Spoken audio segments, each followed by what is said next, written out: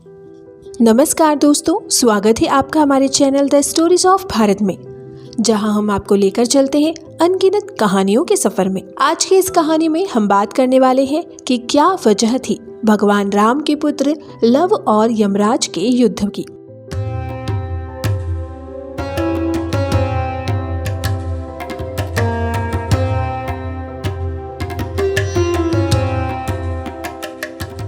एक बार राम अपनी सभा में बैठे थे कि एक सेवक ने आकर कहा, हे महाराज, आपका वृद्ध मंत्री सुमंत्र स्वर्गगामी हो गया। उसकी पत्नियां सती होने हेतु आपकी आज्ञा मांगती है। ये समाचार सुनकर श्री राम जी एक रथ पर आरूढ़ होकर सुमंत्र के घर गए। वहां पहुंचकर उन्होंने सुमंत्र की जन्म कुंडली मंगाई और उसे पंडितों को दिखलाया। उससे ये ज्ञात हुआ कि 9,999 वर्ष सुमंत्र की कुल आयु थी। उसमें सब तो व्यतीत हो गए, अब केवल 9 दिन शेष रह गए हैं। तब श्री राम ने गुरु वशिष्ठ को बुलाकर उनसे कहा, हे गुरु, त्रेता युग में 10,000 वर्ष मनुष्य की आयु मानी गई है। इस नियम से यमराज ने मेरे राज्य में मेरा अपमान किया है। जो इस नियम की अवहेलना की है, ज्ञात होता है वह मेरे द्वारा दंडित होगा, क्योंकि मेरे इस मंत्री की आयु में अभी 9 दिन शेष है। फिर यमराज ने क्यों इन्हें अपने यहाँ मंगा लिया है? अतः अब मैं यम को बांध कर यहाँ ले आता हूँ और सुमंत्र को जीवित करता हूँ। वशिष्ठ जी से ऐसा कहकर श्री रामचंद्र जी गरुड़ पर जा बैठे और धनुष टंकार करते हुए यमराज की संयमिनीपुरी की ओर चल दिए। मार्ग में देखा तो यम के दूत सुमंत्र को बांधे लिए जा रहे थे। दृष्टि पड़ते ही श्री राम ने दूतों को मारकर सुमंत्र को छुड़ा लिया। इस पर यमदूतों ने विनय पूर्वक कहा कि हमने आपका क्या अपराध किया था जिसके कारण आपने हमारा ये अधिकार छीन लिया है? श्री राम ने कहा, अभी इसके जीवन के 9 दिन शेष हैं। फिर तुम लोग इसे कैसे बांध कर ले जा रहे हो? जब इसके दिन पूरे हो जाए तब सानंद इसे ले जाना। श्री राम की बात सुनकर यमदूत बोले, राघव, इसके जन्म की कथा अपूर्ण है। जब यह जन्म लेने लगा था तब माता की योनि से सर्वप्रथम इसके दोनों हाथ और मस्तक बाहर निकल आए थे। तदनंतर 10वें दिन इसके और अंग निकले थे। श्रेष्ठ मंत्रों से पंडितों ने इसकी रक्षा कर ली थी। इसी से इसका नाम सुमंत्र पड़ा था। तब जिस दिन इसके हाथ और मस्तक बाहर आया था उसी दिन से आज तक इसकी आयु समाप्त हो गई। आप जो इसके 9 दिन बतलाते हैं यह संदिग्ध है। अतएव हे राम, इसमें हमारा कोई दोष नहीं है। आपने व्यर्थ ही हमें मारा है। तब उनकी बात सुनकर श्री राम ने कहा, हे यम के दूतों, जिस दिन माता के गर्भ से इसका जन्म हुआ है वही दिन इसके जन्म का दिन है।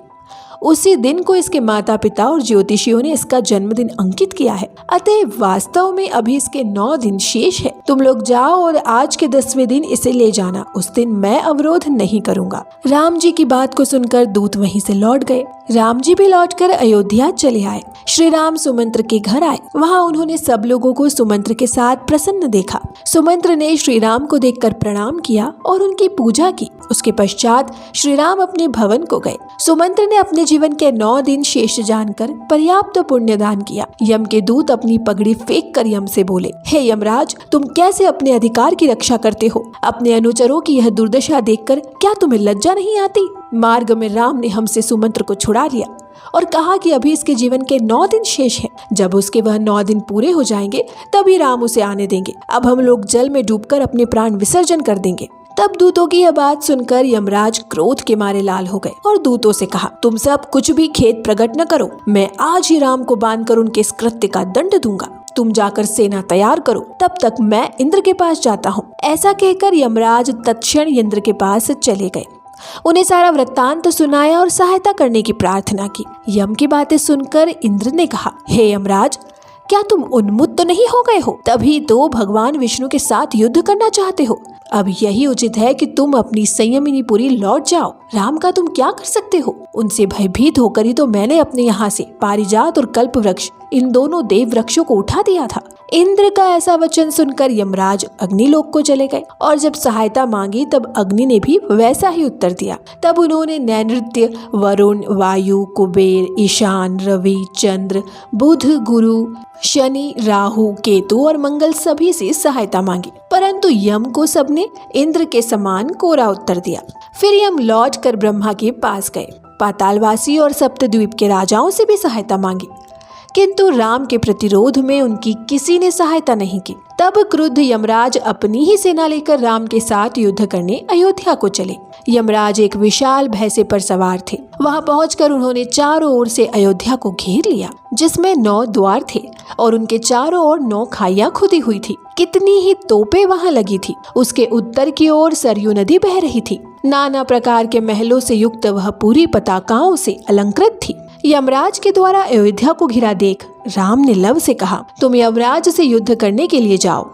दुंदुभी की आवाज के मध्य लव रथ पर आरूढ़ होकर अयोध्या के बाहर आए और यमराज के साथ भयंकर युद्ध करना शुरू कर दिया।